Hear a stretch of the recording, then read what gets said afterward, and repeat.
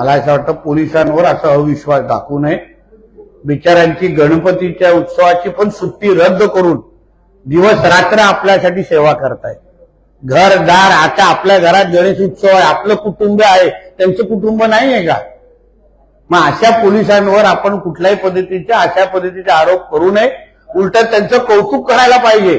स्वतःची जीवाची पर्वा न करता, स्वतःच्या कुटुंबाची पर्वा न करता आज दिवस रात्र एक करून आपल्या सगळ्यांचं संरक्षण करतायत.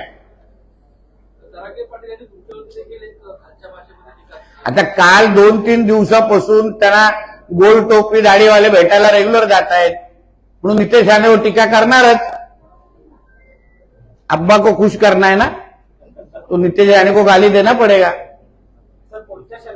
म्हणून मला शिव्या देण्याचा खरा अर्थ जेव्हा अब्बू आझमी जाऊन बसतो, जेव्हा MIM वाले जाऊन बसतात, ते सगळे दाढी पुरवण्यावर त्यांना जाऊन भेटले तर नितेश राणेला शिव्या मिळणारच.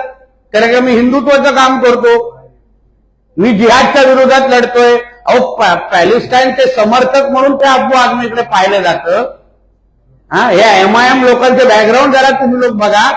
हे बाबा फोन ठेवू ना, कोण असेल फोनवर तर थांब ना जरा. त्याचे समर्थक म्हणून त्यांना पाहिलं जातं. त्यांना कसं भेटणार, कसे भेटतात हे?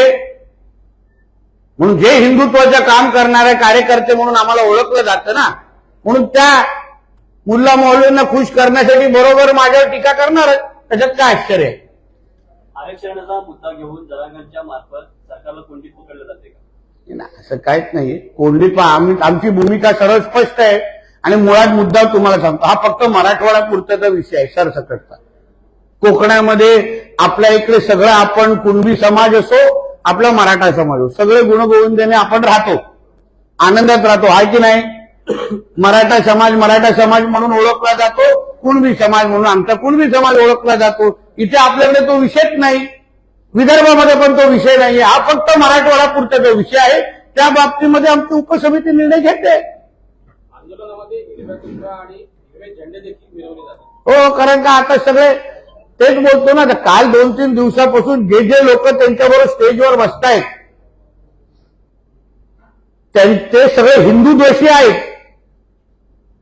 जिहाद मानसिकतेचे लोक त्या व्यासपीठावर कसे जाऊ शकतात, ज्याच्या विरुद्ध आमच्या छत्रपती शिवरायांनी स्वराज्य उभं केलंय, ते लोक व्यासपीठावर कसं जमतात? मला गौमूत्र शिंपडलं पाहिजे त्या व्यासपीठावर. मुंबईवरती ताण निर्माण झालेला आहे की सर्वसामान्य मुंबईकर कुठेतरी वेठीला जातो. एक लक्षात घ्या, ह्यावर आमचं सरकार म्हणून निश्चित पद्धतीने आमचं फार बारकाईने लक्ष आहे. असंख्य बैठका उपसमितीच्या सुरू आहेत. शेवटी संविधानाच्या चौकटीत राहून आपल्याला आरक्षणाचा हा विषय सोडवायला लागेल. आपण डॉक्टर बाबासाहेब आंबेडकरांचं संविधान मानतो म्हणून ज्या संविधानामध्ये जे आरक्षण देऊ शकतो किंवा ज्या पद्धतीने आपण त्यांना टॅक्स देऊ शकतो, आपण ओबीसी मधून आपण आरक्षण देऊच शकत नाही, शक्यच नाहीये. पण जे 10% आरक्षण आम्ही ह्याच्या अगोदर दिलं आणि ते टिकून दाखवलं, ते कोणाच्याही आरक्षणा हात न लावता, ज्याचा उल्लेख सर्वात पहिला राणे समितीमध्ये झालेला, ते कोणाच्याही आरक्षणाला हात न लावता आपण स्वतंत्र मराठा समाजाला आरक्षण शिक्षणामध्ये नोकरीने देण्याचा जो निर्णय झाला त्याचीच अंमलबजावणी त्या सगळ्या आमच्या फडणवीस साहेबांनी तो निर्णय टिकून दाखवला ना.